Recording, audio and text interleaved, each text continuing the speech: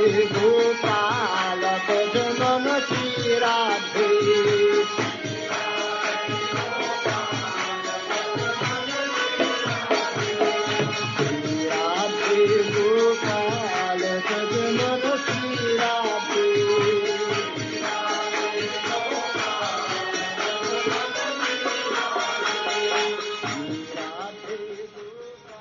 Hare Krishna, welcome to today's Srimad Bhagavatam class. Before we do Srimad Bhagavatam class, let's do a simple Mangalacharana. Om Namo Bhagavate Vasudevaya. Om Namo Bhagavate Vasudevaya. Om Namo Bhagavate Vasudevaya. Narayanam Namaskrityam Naram Chaim Narottamam Deving Saraswating Vyasam Tato Jayamuti Rayet. Before reciting Srimad Bhagavatam, which is the only means of conquest, let us offer our respectful obeisance to the personality of Godhead, Lord Narayana, onto Nara Narayana Rishi, the supremest human being, onto Mother Saraswati, the goddess of learning, and onto Srila Vyasadeva, the author of Srimad Bhagavatam. Nasta Parecha Vadareshu Nityam Bhagavadase Vaya Bhagavate Uttama Sloke Bhaktir Bhavadi Naistikhi.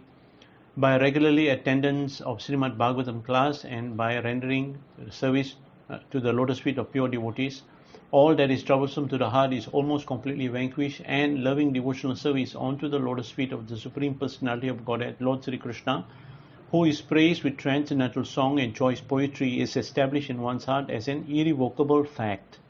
Om Jnana Timirandasya Jnana Jnana Salakaya Chaksuramritanjana Tasmai Sri Guruve Namaha. I was born in the darkness of ignorance, and my spiritual master illuminated my heart with the torch of transcendental knowledge. I offer my respectful obeisance unto him.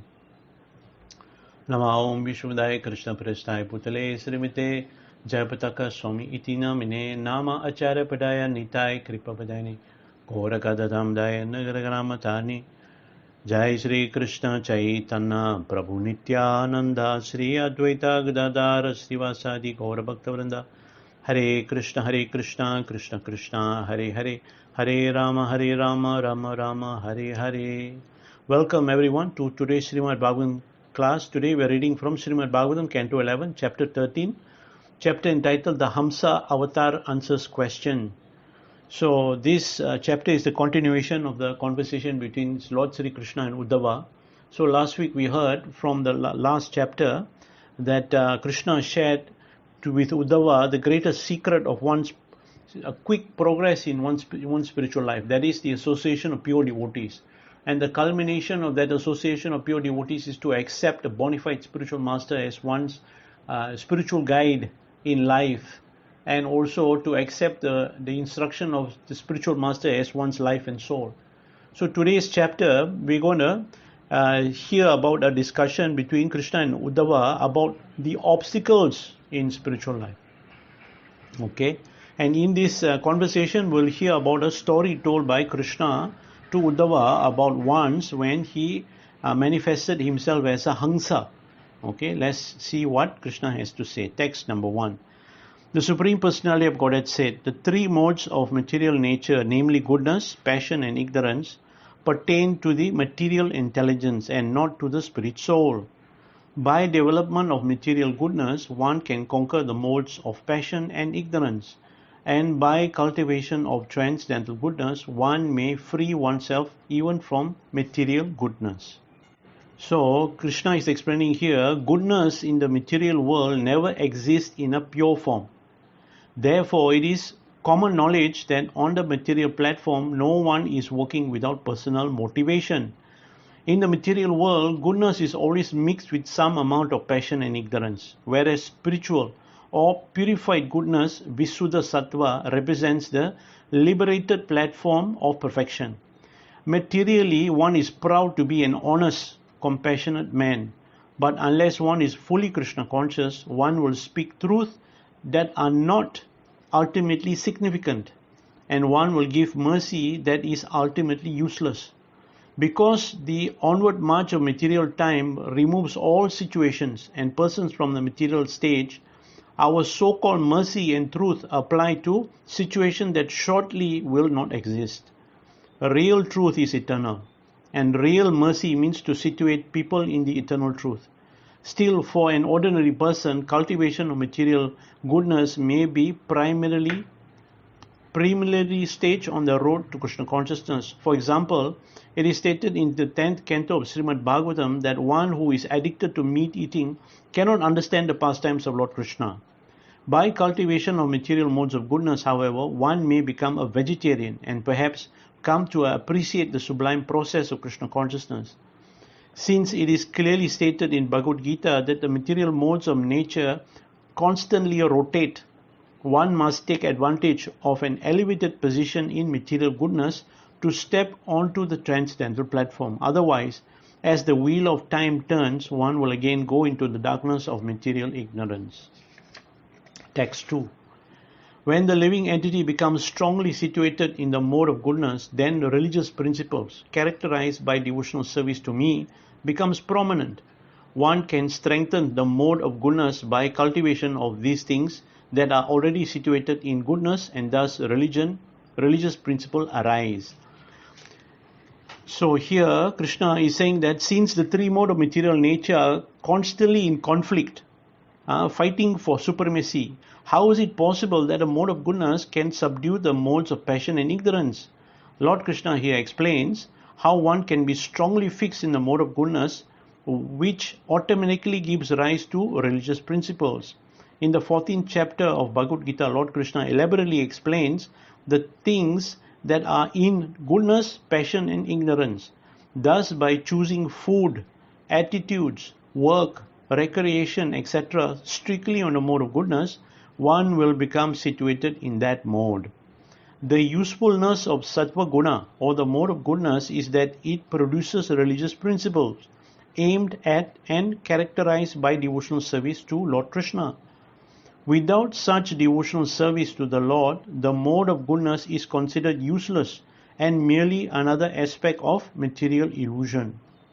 The full maturity of goodness is called Visuddha Sattva, or the transcendental platform on which there is no trace of any other quality. In pure goodness, all knowledge automatically manifests, and one can easily understand one's eternal loving relationship with Lord Krishna. That is actual meaning and purport of dharma or religious principles. Srila Madhavacharya points out in this regard that an increase in the mode of goodness strengthens religious principles, and the invigorated execution of religious principles strengthens the mode of goodness. In that way, one can advance higher and higher in the mode of spiritual happiness. Text number 3. Religious principles strengthened by the mode of goodness destroys the influence of passion and ignorance. When passion and ignorance are overcome, their original cause, irreligion, is quickly vanquished and destroyed. Text number 4. According to the quality of religious scriptures, water, one's association with one's children or with people in general, the particular place, the time, activities, birth, meditation, chanting of mantras, and purificatory rituals, the mode of nature becomes differently prominent. The 10 items mentioned in this translation possesses superior and inferior qualities and are thus identified as being in goodness, passion, and ignorance. One can increase the mode of goodness by selecting religious scriptures in goodness, drinking pure water, making friendship with other persons in goodness, and so on. One should scrupulously avoid any of these 10 items that may be polluted by an inferior mode of nature. Text number 5. Among the 10 items I have just mentioned, the great sages who understand Vedic knowledge have praised and recommended those that are in a mode of goodness, criticize and reject those in a mode of ignorance, and show indifference to those in a mode of passion. Indifferent here means it doesn't result in anything good in the end.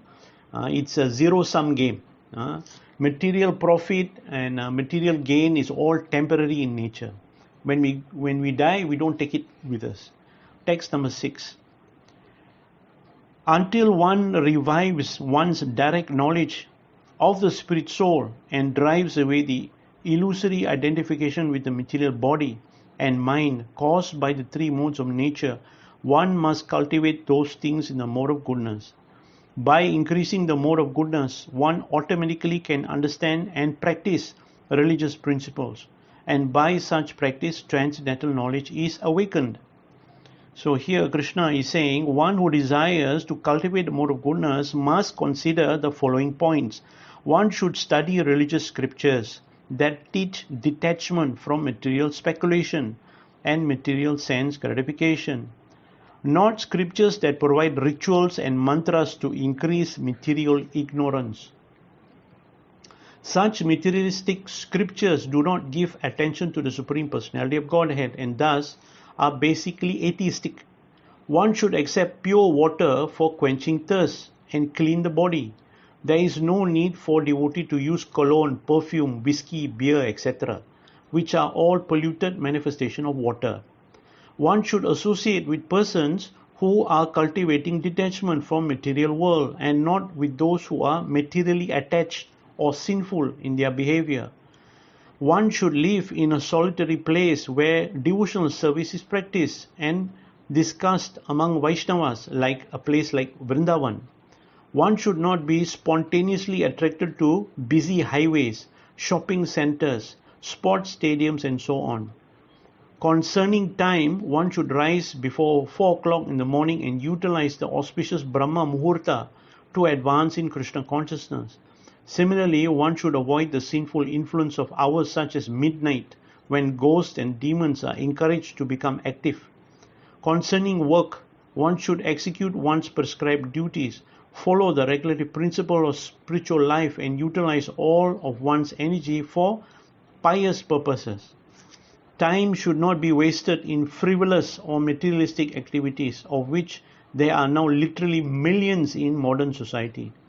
One can cultivate birth in the mode of goodness by accepting the second birth of initiation from a bona fide spiritual master and learning to chant the Hare Krishna mantra. One should not accept initiation or so-called spiritual birth in unauthorized mystical or religious cults in the mode of passion and ignorance. One should meditate upon the Supreme Personality of Godhead as the enjoyer of all sacrifice. And similarly, one should meditate on the lives of great devotees and saintly persons. One should not meditate on lusty women and envious men. Concerning mantras, one should follow the example of Sri Chaitanya Mahaprabhu by chanting the Hare Krishna mantra and not other songs, verses, poetry or mantras that glorify the kingdom of illusion. Purificatory rituals should be performed to purify the spirit soul and not to bring down material blessings on one's material household. One who increases the mode of goodness will certainly become fixed in religious principles and automatically knowledge will arise. As knowledge increases, one is able to understand the eternal spirit soul and the supreme soul, Lord Krishna. Thus the soul becomes free from the artificial imposition of the gross and subtle material bodies caused by the mode of material nature. Spiritual knowledge burns to ashes the material designation that covers the living entity, and one's real eternal life begins. Text number 7. In a bamboo forest, the wind sometimes rubs the bamboo stalk together, and such friction generates a blazing fire that consumes the very source of its birth, the bamboo forest. Thus the fire is automatically calmed by one's own action. Similarly, by the competition and interaction of the material modes of nature, the subtle and the gross material bodies are generated. If one uses his mind and body to cultivate knowledge, then such enlightenment destroys the influence of the mode of nature that generates one's body. Thus, like fire, the body and the mind are pacified by their own actions in destroying the source of their birth. So here Krishna is explaining that there is constant struggle and constant strife among the modes of material nature between goodness, passion and ignorance.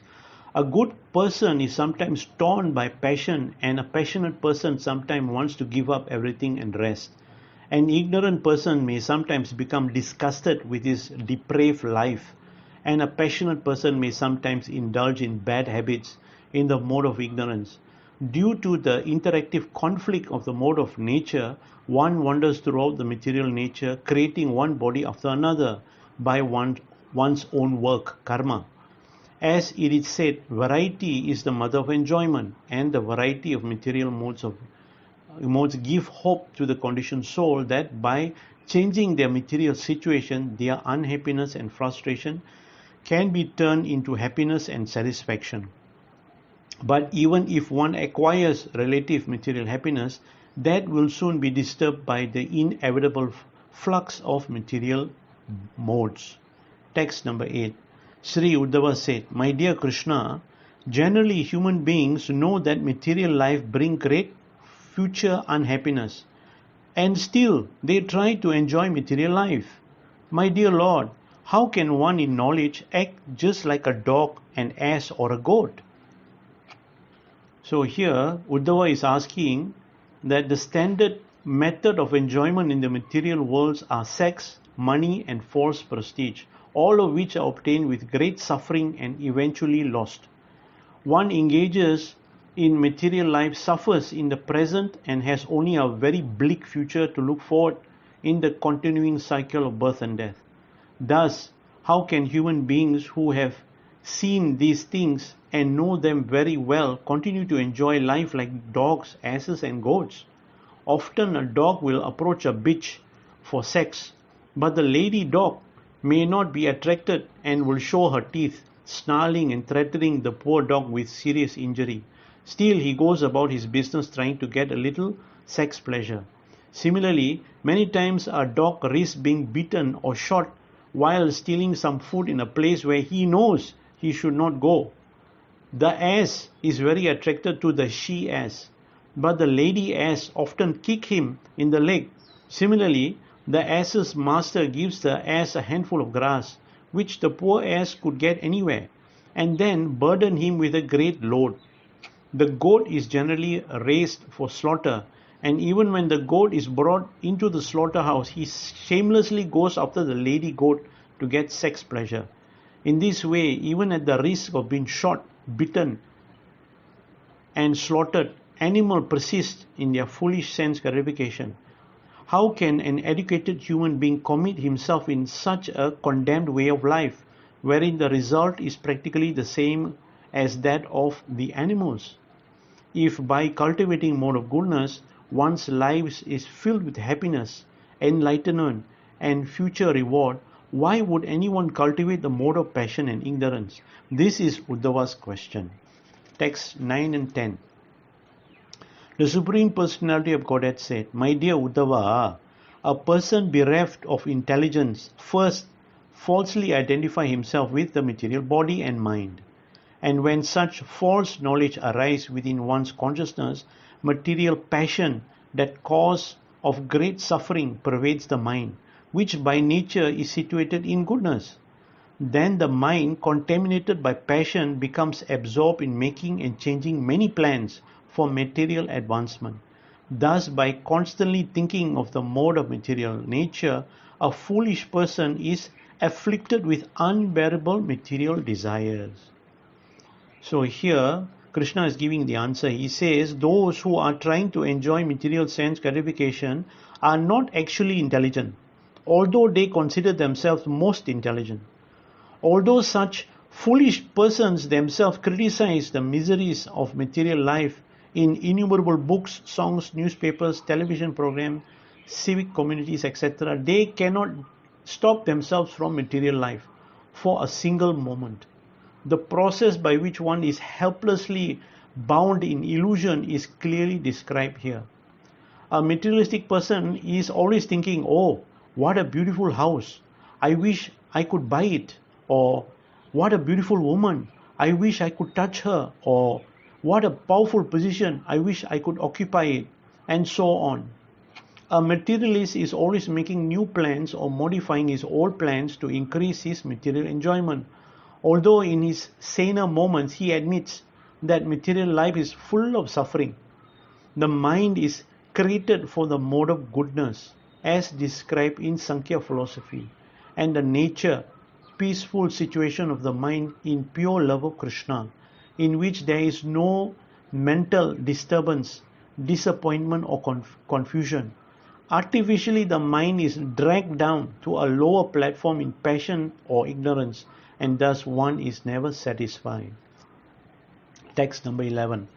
One who does not control the material senses come under the control of material desires, and is thus bewildered by the strong waves of the mode of passion. Such a person executes material activities, although clearly seeing that the results will be future unhappiness. Text number 12. Although the intelligence of a learned person may be bewildered by the modes of passion and ignorance, he should carefully bring the mind under control. By clearly seeing the contamination of the mode of nature, he does not become attached. Text number 13. A person should be attentive and grave and never lazy or morose. Mastering the yoga procedures of breathing and sitting properly, one should practice fixing the mind on me at dawn, noon and sunset, and thus gradually the mind should be completely absorbed in me. Actually, simply by chanting the Hare Krishna mantra, we automatically practice this yoga of breathing. Text number 14. The actual yoga system as taught by my devotees headed by Sanaka Kumara is simply this. Having withdrawn the mind from all other objects, one should directly and appropriately absorb it in me. So here, Krishna is saying that like one should hear directly from Lord Krishna or his bona fide representative and directly fix the mind in Lord Krishna. Text number 15. Sri Uddhava said, My dear Keshava, at what time and in what form did you instruct the science of yoga to Sanaka and his brothers? I now desire to know about these things. Text number 16. The Supreme Personality of Godhead said, Once the mental son of Lord Brahma, namely the sage headed by Sanaka, is inquired from their father about the difficult subject matter of the supreme goal of yoga. Text number 17. The sage headed by Sanaka said, O Lord, people's minds are naturally attracted to material sense objects, and similarly the sense object in the form of desire enter within the mind. Therefore, how can a person who desires liberation, who desires to cross over activities of sense gratification, destroy this mutual relationship between the sense object and the mind? Please explain this to us. So here the head of the sages and for the four Kumaras, he is asking, why is it as long as one is in a conditioned soul, the mode of material nature manifests in the form of sense object, constantly disturb the mind, and by their harassment one is deprived the actual perfection of life. He is asking, why is it, we want happiness, but happiness is deprived from us. Why is that? Text number 18. The Supreme Personality of Godhead said, My dear Uddhava, Brahma himself, who is born directly from the body of the Lord, and who is the creator of all living entities within the material world, being the best of the demigod, seriously contemplated the question of his sons headed by Sanaka. The intelligence of Brahma, however, was affected by his own activities of creation, and thus he could not discover the essential answer to this question. So here Krishna is saying, Lord Brahma, being born from Lord Vishnu himself, he could not give this answer to his own sons. Why? Because Lord Brahma was operating in a mode of passion. He was busily creating this material world. So this is a very puzzling situation. Why? Because previous to this Canto 11, we have heard many times how Lord Brahma has been blessed by Krishna with realized knowledge. He knows the Lord's actual form, qualities and activities. Lord Brahma, he rigidly carries out the Lord's injunction and confirms that Brahma would never be bewildered in this cosmic decision making. And in other places also, Bhuma Devi, He said, I have caught hold of the lotus feet of the Supreme Personality of Godhead Hari with great zeal. Whatever I say has never proven to have been false, nor in the progress of my mind ever deterred, nor are my senses ever degraded by temporary attachment to matter. So this is the glorification of Lord Brahma. But here Krishna is saying Lord Brahma was not able to give a simple answer to his own sons. How is this? So this in the purport it is stated here, Brahma unfortunately did become bewildered by his creative function, thus providing a grave lesson to all of the Lord's empowered representative. Although one may be elevated to an exalted position in the Lord's transcendental service, at any moment there is danger of false pride, polluting one's devotional mentality. So this is a very grave warning to all of us. Our devotional life can easily be destroyed simply by having false pride.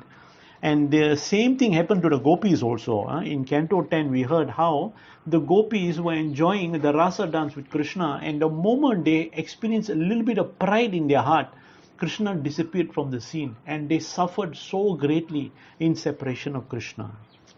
So let's continue on. Text number 19. Lord Brahma desired to attain the answer to the question that was puzzling him, and thus he fixed his mind on me, the Supreme Lord. At that time, in my form as Hamsa, I became visible to Lord Brahma. So here, Krishna is telling that whenever you are in difficulty, just like how Lord Brahma, how he is in difficulty now, he did the correct thing. He meditated upon Lord Krishna. The ultimate solution to all our problems is Lord Krishna. So Hamsa here means swan. And the specific ability of the swan is, the swan has the capability to separate a mixture of milk and water, extracting the rich milky portion and throwing out the water. Similarly, Lord Krishna appeared as Hamsa or the swan in order to separate the pure consciousness of Lord Brahma from the mode of material nature. Text number 20. Thus seeing me, the sage placing Brahma in the head came forward and worshipped my lotus feet. Then they frankly asked me, who are you? Text number 21. My dear Uddhava, the sages, being eager to understand the ultimate truth of the yoga system, thus inquired from me. Now please hear as I explain that which I spoke unto the sages. Text 22. My dear Brahmanas, if when asking me who I am, you believe that I am also a jiva, a soul, and that there is no ultimate difference between us, since all souls are ultimately one without individuality, then how is it your question possible or appropriate? Ultimately, what is the real situation or resting place both of yourself and of me? So here Lord Krishna questioned, what is our actual resting place or shelter? Means, what is our ultimate nature or constitutional position? This is because no one can come to rest or be satisfied unless one is in one's natural position. The example is given that one may travel all over the world, but ultimately one becomes satisfied by returning to one's own home. Similarly, a crying child is satisfied when embraced by his own mother. By inquiring about the shelter or resting place of himself and the Brahmanas, the Lord is indicating the eternal constitutional position of the living entity. If Lord Krishna were also in the Jiva category, and if all living entities including him were thus equal, there would be no deep purpose in one's living entity inquiring about another's answering. Only one who is in a superior position can meaningfully answer important questions. It may be argued that the bona fide spiritual master answer all the questions of the disciple, and yet the guru is in the jiva category. The answer is that the bona fide spiritual master speaks not on his own behalf, but as a representative of the Supreme Personality of Godhead, who is in the Vishnu category. A so-called guru speaking on his own behalf as a jiva soul is useless and is unable to meaningfully answer serious questions. Thus the sages question, Ko Bhavan, who are you? indicate that the Supreme Personality of Godhead is eternally an individual person. And because the sages headed by Lord Brahma offered obeisances and worshipped the Lord, it is understood that he is the Supreme Personality of Godhead. Lord Brahma, as the first created being in this universe, could not accept any other living entity except the Lord as worshipable. Lord Krishna's actual purpose is to explain the ultimate perfection of yoga, which the sages were desiring to know. If one becomes fixed in transcendental knowledge, the mutual attraction between material mind and the material sense object automatically ceases. The spiritual mind is not attracted to material objects of gratification, and thus by spiritualizing the mind, material existence automatically becomes very weak. By questioning the proprietor of the sage's question, the Lord is assuming the position of a spiritual master and preparing to give valuable instructions. One should never be envious of a bona fide spiritual master, especially if, as in the case of Lord Hamsa, speaking to the sages headed by Brahma and Sanaka Kumara, the Guru is the Supreme Personality of Godhead himself. Text number 23.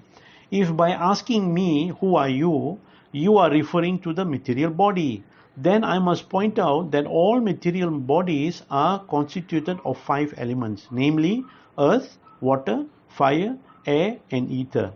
Thus, you should have asked, who are you 5?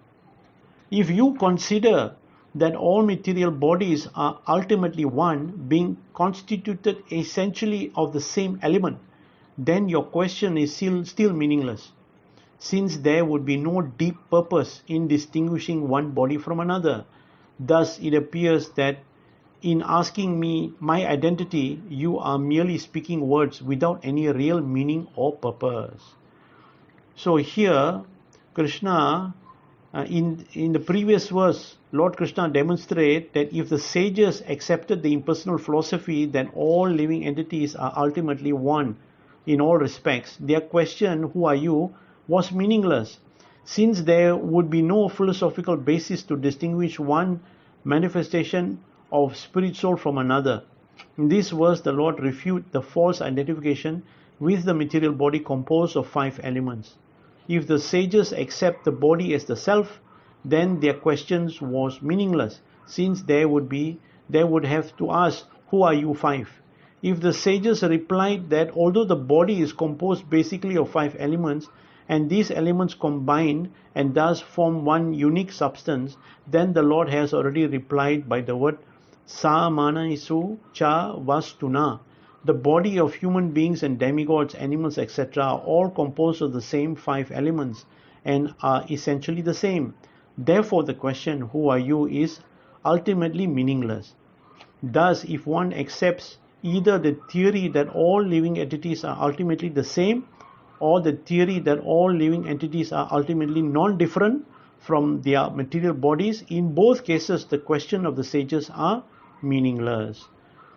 Srila Madhvacharya points out in this regard that the question of the sages was not appropriate, since they had already seen their father, Lord Brahma, worshipping the Lord's feet of Lord Hamsa. Since their spiritual master and father was worshipping Lord Hamsa, they should have immediately understood the Lord's position, and their question is thus meaningless. Text number 24. Within this world, whatever is perceived by the mind, speech, eyes, and other senses is me alone, and nothing beside me. All of you, please understand this by a straightforward analysis of the facts. There is a group of atheists, they call themselves agnostic. This agnostic, they claim that God is so great that he cannot be known. Therefore, no one should waste time trying to understand God. To refute such foolish ideas, the Lord here explains that since everything is an expansion of his potency, he is not different from anything. Nothing can exist separately from the Supreme Personality of Godhead, and thus everything shares in the Lord's nature, although some manifestations are superior and other inferior. The Lord is testing the intelligence of the sages by pointing out various contradictions in their questions. Even if the Lord is supreme, he is not different from his creation. Therefore, What is the meaning of the question, who are you? We can clearly see that the Lord is paving the way for a deeper discussion on spiritual knowledge.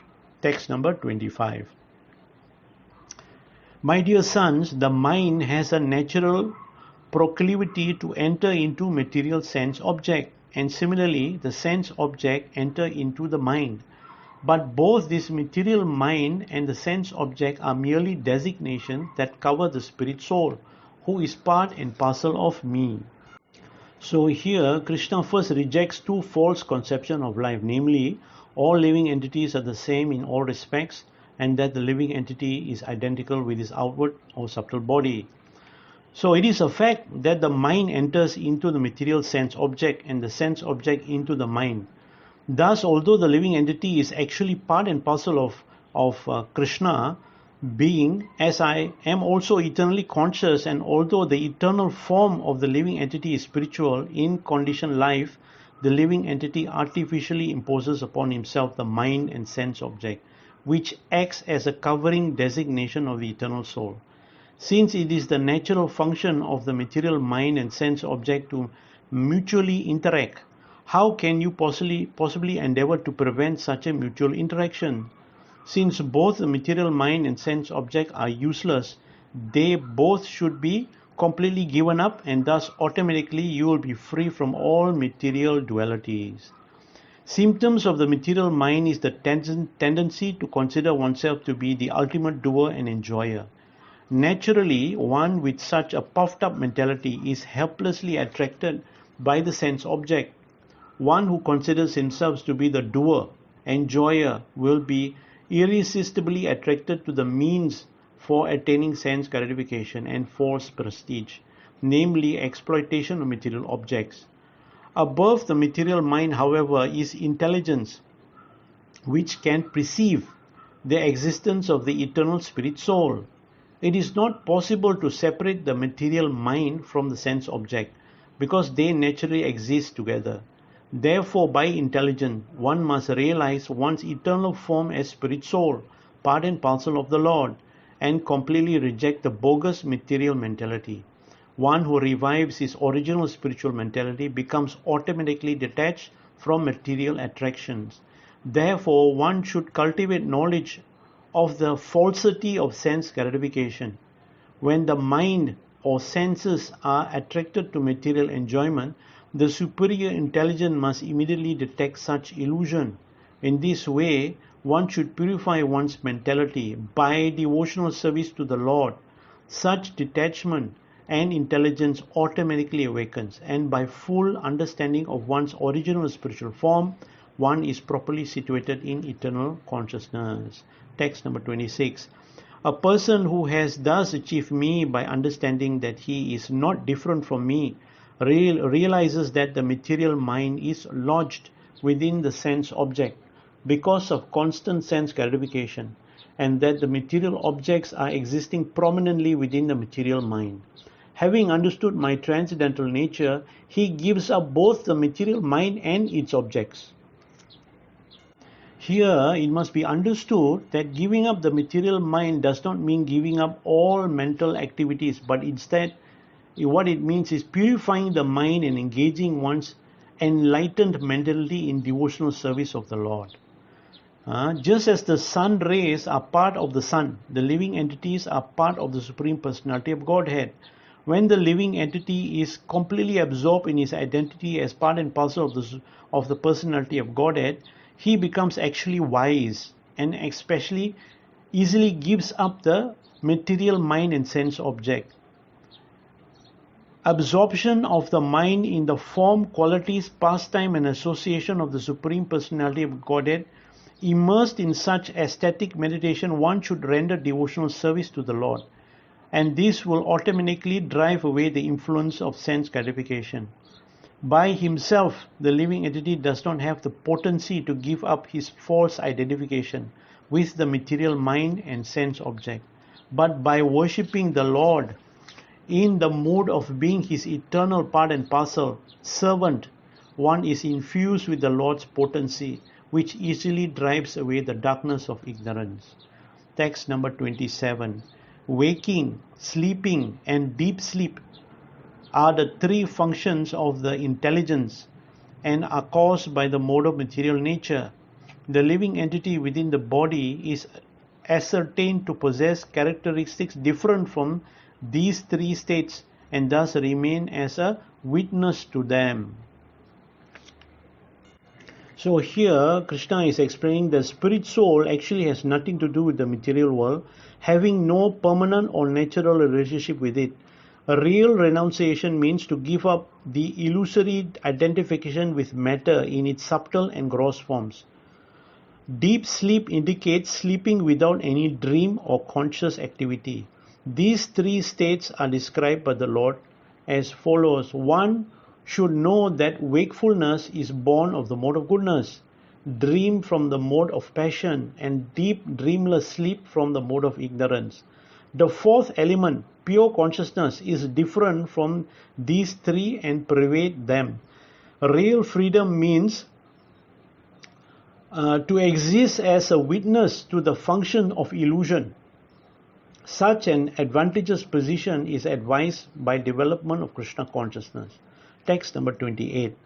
The spirit soul is trapped by the bondage of material intelligence, which awards him the constant engagement in illusory mode of nature. But I am the fourth stage of consciousness, beyond wakefulness, dreaming and deep sleep. Becoming situated in me, the soul should give up the bondage of material consciousness. At that time, the living entity will automatically renounce the material sense object and the material mind. Lord Krishna now specifically answers the question that the sages originally placed before Lord Brahma. Ultimately, the spirit soul has nothing to do with the material sense object and modes of nature, but because of one's false identification with the material body, the mode of nature are empowered to engage one in illusory occupation. By destroying this false identification with matter, the soul gives up the illusory occupation awarded by the mode of nature. It is clearly stated in this verse that the living entity is not empowered to independently free himself from illusion, but must situate himself in Krishna consciousness in full awareness of the Supreme Lord. Text number 29. The false ego of the living entity places him in bondage and awards him exactly the opposite of what he really desires. Therefore, an intelligent person should give up his constant anxiety to enjoy material life and remain situated in the Lord, who is beyond the function of material consciousness. So here, how does material existence cause the bondage of the living entity, and how can such bondage be given up? The Lord explains here by the word ahankara kartam.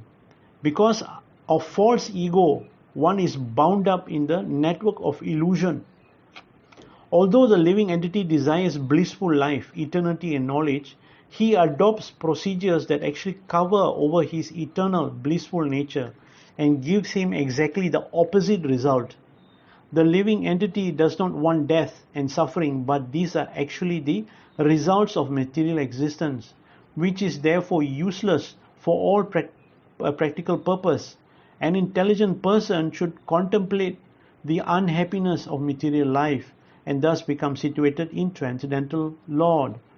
The word samsara chittam can be understood as follows. Samsara or material existence indicate material intelligence. Because material existence only occurs because of the living entity false intellectual identification with the material world. Because of this misidentification, one becomes overwhelmed with samsara chittam, anxiety to enjoy the material world. One should become situated in the Lord and give up such useless anxiety. Text number 30. According to my instruction, one should fix the mind on me alone. If, however, one continues to see many different values and goals in life rather than seeing everything within me, then although apparently awakened, one is actually dreaming due to incomplete knowledge, just as one may dream that one has awakened from a dream. So here, one who is not Krishna conscious cannot understand that everything is resting within Lord Krishna and thus it is impossible for him to retire from material sense gratification. One may adopt a particular process of salvation and consider oneself to be saved. Nevertheless, his material conditioning will remain, and thus he will maintain his attachment to the material world. While one is dreaming, he sometimes imagines that he has awakened from a dream and is experiencing normal consciousness. Similarly, one may consider oneself to be saved, but if he remains absorbed in making material value judgment between good and bad, without reference to devotional service to the Supreme Lord, he is understood to be a conditioned soul covered by the illusory identification with matter.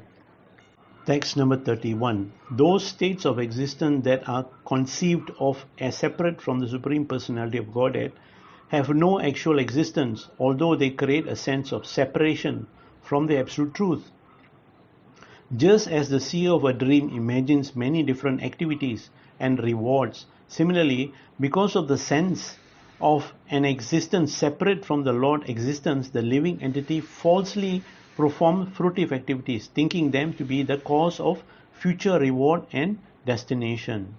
So here, although Lord Krishna in the form of Hamsa avatar has condemned the intelligence that sees dualities and separate values within the material world, the Vedas themselves institute the system of Varnashrama Dharma, by which the entire human society is divided into different castes, occupation and spiritual statuses.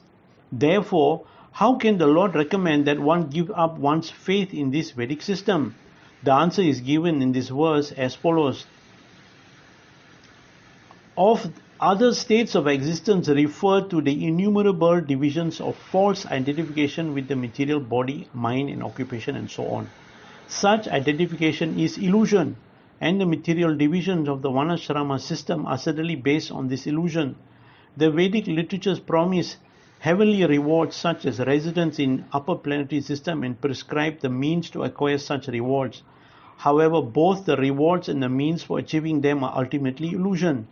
Since this world is the Lord's creation, one cannot deny that its existence is also real. Yet the living entity who identifies the creation of this world as belonging to himself is certainly in illusion. The example may be given that horns are real and rabbits are real.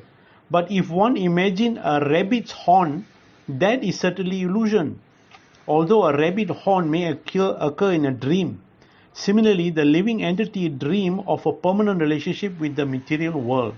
One may dream that one is feasting on sumptuous sweet rice prepared with milk and sugar, but there is no actual nutritional value in the dream of a royal feasting.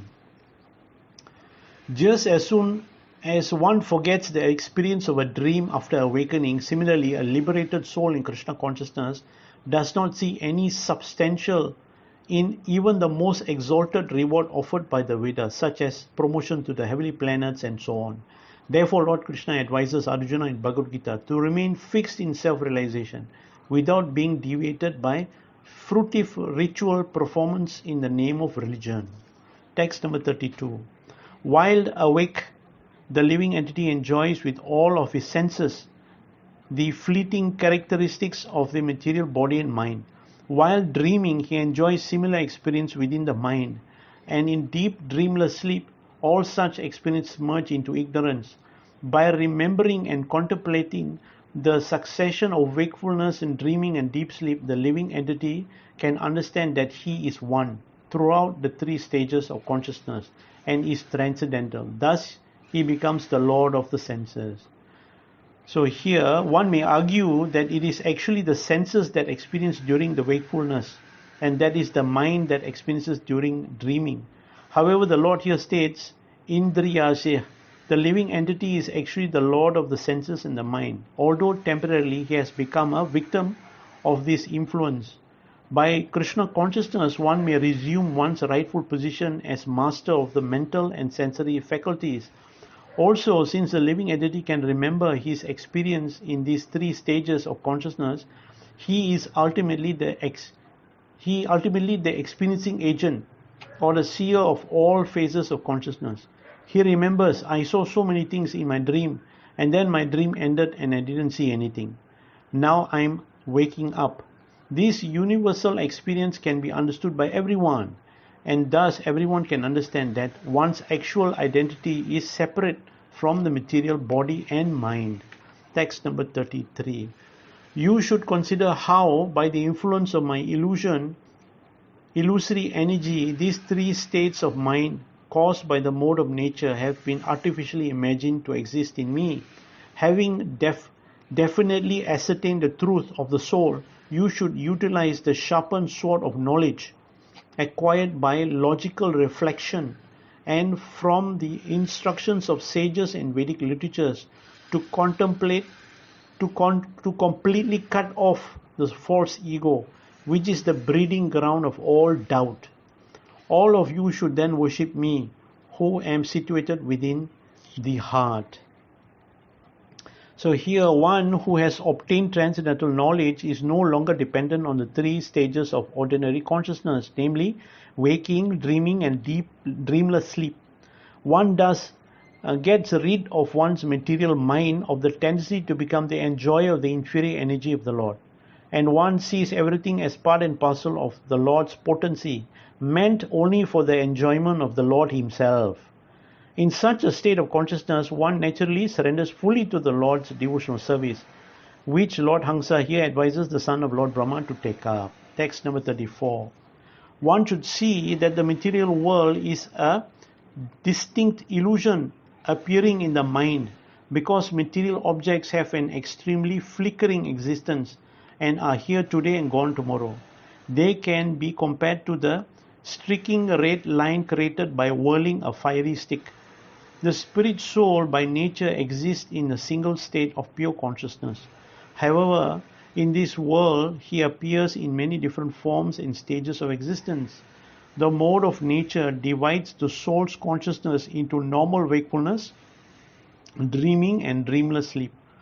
All such varieties of perception, however, are actually Maya and exist only like a dream. So here one should carefully study the flickering here today gone tomorrow nature of the material world, and one should detach oneself from the illusory variety of Maya. Text number 35. Having understood the temporary illusory nature of material things, and thus having pulled one's vision away from illusion, one should remain without material desires.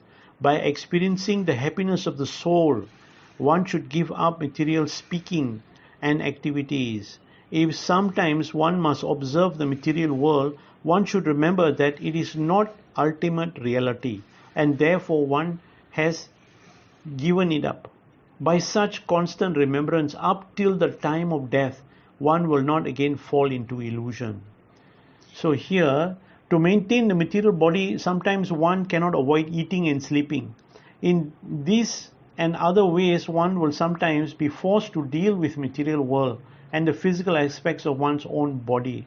At such times, one should remember that the material world is not actually reality, and that therefore one has given it up to become Krishna conscious. By such constant remembrance, by enjoying spiritual bliss within oneself, and by retiring from all material activities of the mind, speech, and body, one will not fall into material illusion. The living entity, while living in the material energy of the Lord, should give up any anxiety for sense gratification and should not act for his personal enjoyment. Rather, one should search out spiritual bliss through devotional service to the Supreme Lord. By reviving one's relationship with Lord Krishna, one will understand that if one accepts any material object for one's personal enjoyment, attachment will inevitably develop, and thus one will be bewildered by illusion. By gradually developing one's spiritual body, one will no longer desire to enjoy anything within the material world. Text number 36. Just as a drunkard man does not notice if he is wearing his coat or shirt, similarly one who is perfect in self-realization and who has thus achieved his eternal identity does not notice whether the temporary body is sitting or standing. Indeed, if by God's will the body is finished, or if God's will he obtains a new body, a self-realized soul does not notice. just as a drunk man does not notice the situation of his outward dress. Text number 37. The material body certainly moves under the control of supreme destiny and therefore must continue to live along with the senses and vital air as long as one karma is in effect. A self-realized soul, however, who is awakened to the absolute reality and who is thus highly situated in the perfect stage of yoga, will never again surrender to the material body and its manifold manifestation, knowing it to be just like a body visualized in a dream. Text number 38. My dear Brahmanas, I have now explained to you the confidential knowledge of Sankhya, by which one's philosophy distinguishes matter from spirit, and of Astanga Yoga, by which one links up to the Supreme. Please understand that I am the Supreme Personality of Godhead Vishnu, and that I have appeared before you desiring to explain your actual religious duties. So here, to increase the faith of Lord Brahma's sons and establish the prestige of his teaching, Lord Krishna now formally identifies himself as the Supreme Personality of Godhead Vishnu. As stated in Vedic literatures, judge know why Vishnu. After explaining the Sankhya and Astanga Yoga system, the Lord clearly answers the original question of the sages. Who are you, sir? Thus Lord Brahma and his sons were enlightened by Lord Hamsa. Text 39. O best of Brahmanas, please know that I am the supreme shelter of yoga system, analytic philosophy, virtuous action, truthful religious principles, power, beauty, fame, and self-control. So why did Krishna say this? Krishna said this because the sons of Brahma were struck with wonder at with the presentation of the Supreme Personality of Godhead and were thinking, what wonderful knowledge we have just heard. The Lord recognizes their astonishment and spoke this verse to confirm their understanding of him. Text number 40. All superior transcendental qualities, such as being beyond the modes of nature, detached and the well-wisher, the most dear, the super soul, equally situated everywhere and free from material entanglements. All such qualities, free from the transformation of material qualities, find their shelter and worshipable object in me. So here the sons of Brahma, they might have had some doubt as to the Lord's position, thinking that they had detected some pride within the Lord. So therefore the Lord spoke this verse. Actually the Lord's qualities are unlimited, but a small sample is given here simply to establish the Lord's transcendental position.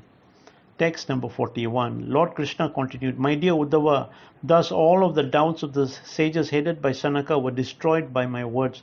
Fully worship me with transcendental love and devotion. They chanted my glories with excellent hymns. Text number 42.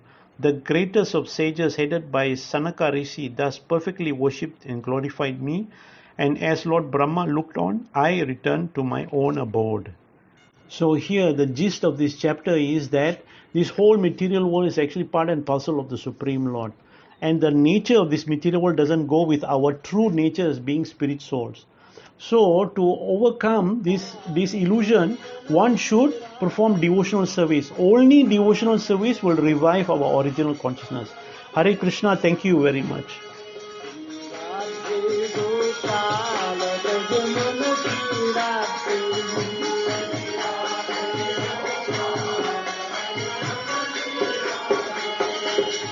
Radhe